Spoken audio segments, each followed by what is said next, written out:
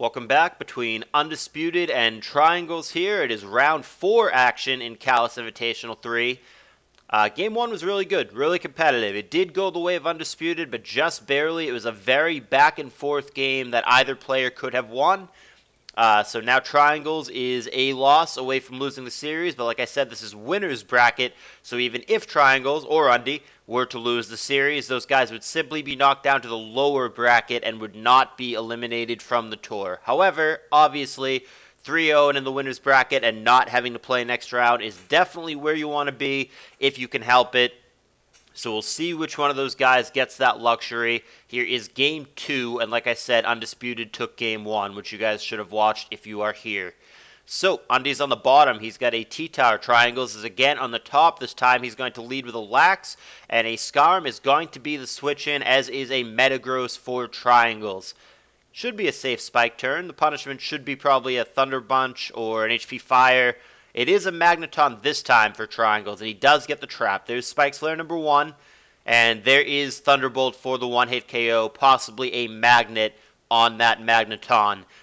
So it's going to be a Spike for a Skarm trade. Usually favors the Magneton user, but we'll see if Triangles has a Rapid Spinner in the back, or if that one layer of spikes ends up really mattering throughout the match. Only time will tell.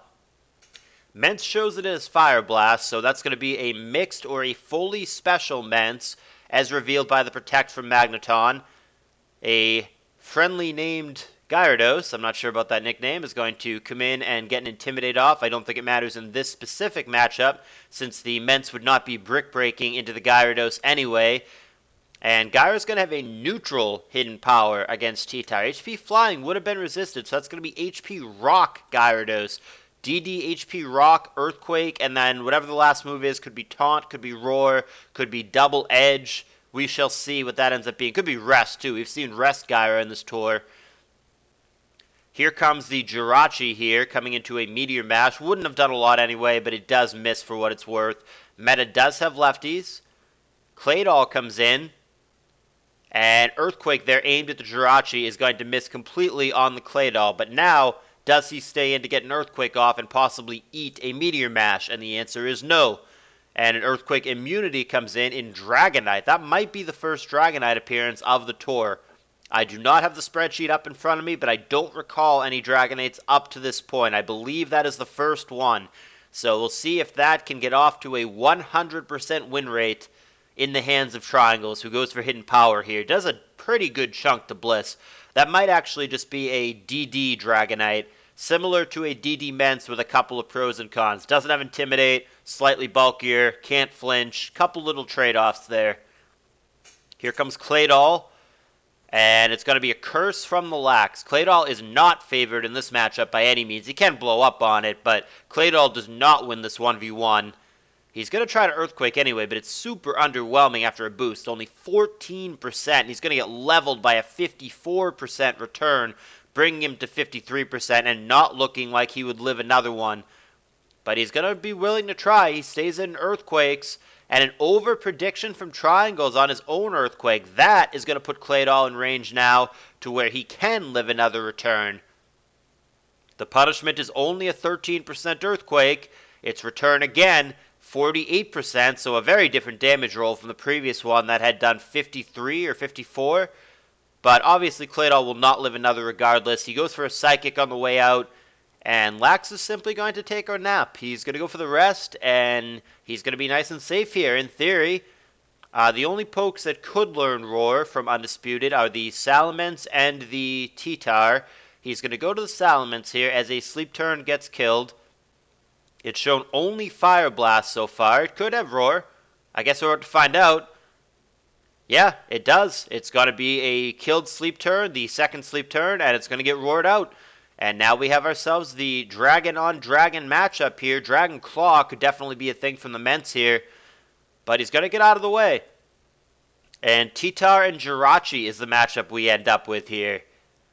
T-Tar is gaining leftovers here. Jirachi has not shown a single attack. Now it's going to show Dynamic Punch. Going to nail that 4x weakness for 85% and trigger confusion and get an attack in its confusion. That will devastate the T-Tower, and T-Tower is going to go down without doing anything at all. Dynamic Punch plus Ice Punch is going to be good enough. He's going to take 2 swift punches, 1-2 combo on the chin, and down that goes. Got ourselves a 5-5 here.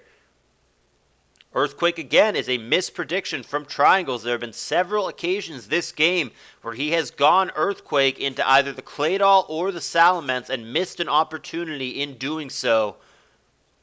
However, Undisputed does not have any meaningful retaliation here. Fire Blast would not have done a lot to the Gyarados there, and it does not even connect as it turns out. Again, a close back and forth game here. This one 5-5 right now. The last game finished very close. This one may do the same. There's DD. We know it as Earthquake. Switches to Magneton instead. I'm not sure why he would make that play.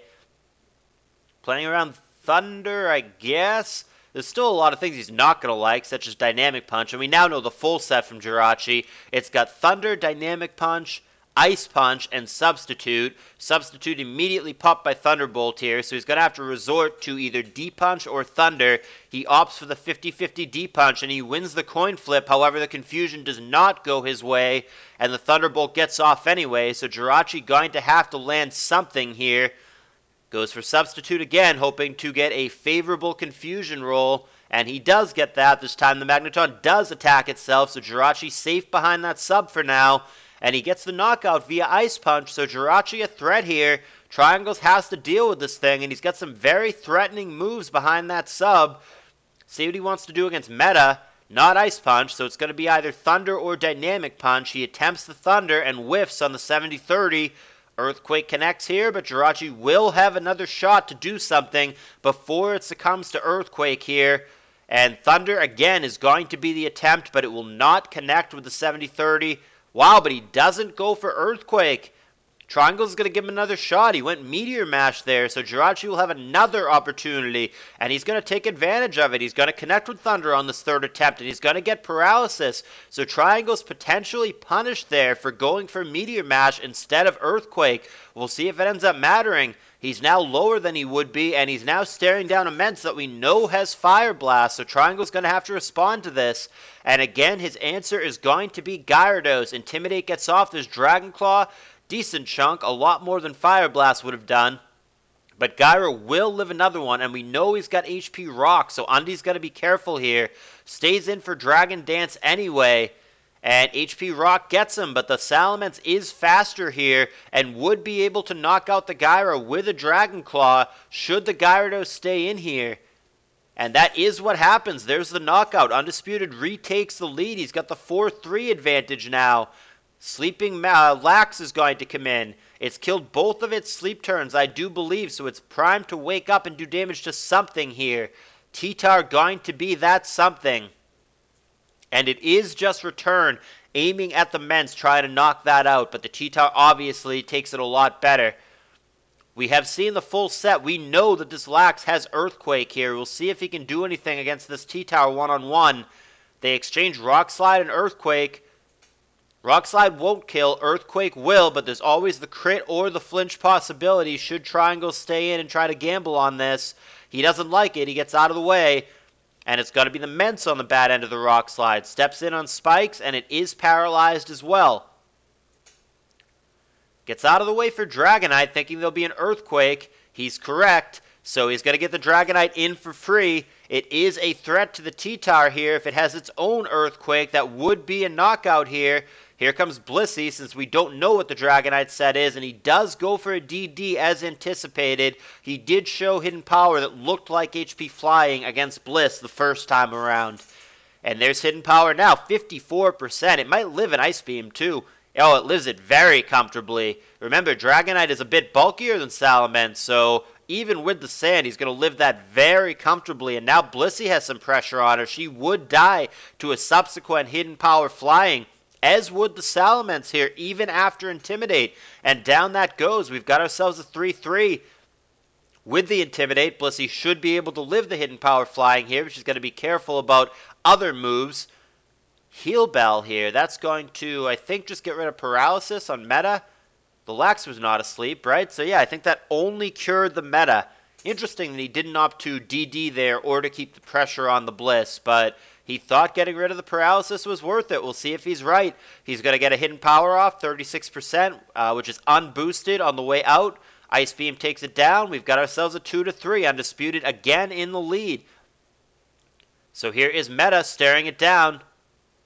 Meteor Mash they're missing is crucial for triangles. That would have devastated the Bliss. The only punishment is an Ice Beam, which is okay as long as it does not freeze, which this time it doesn't, but that doesn't mean that it couldn't if Meteor Mash were to miss again. It is Protect meta that had not been shown before, so additional lefty is going to be gained by triangles, but at some point he's going to have to actually land a Meteor Mash.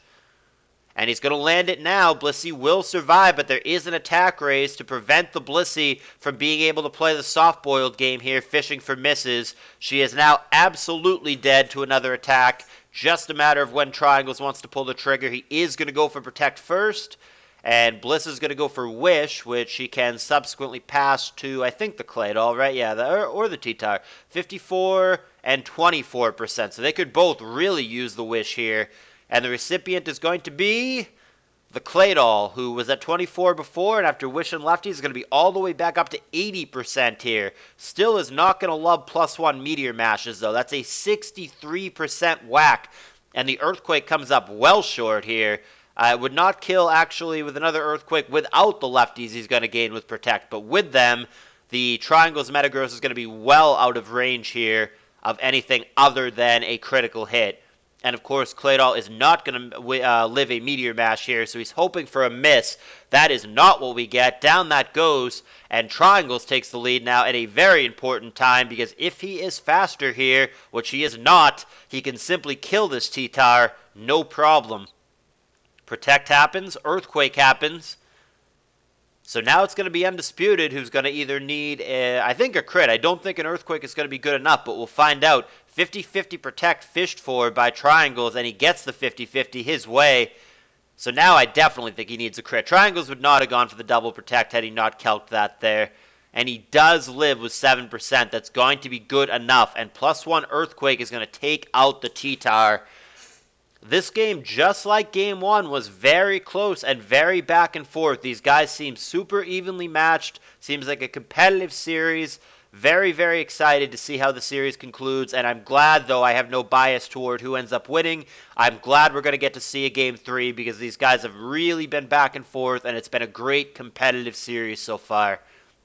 So, thumbs up if you enjoyed it. Triangles is going to send us to a Game 3, and that will, of course, be coming up next. Rate, comment, subscribe.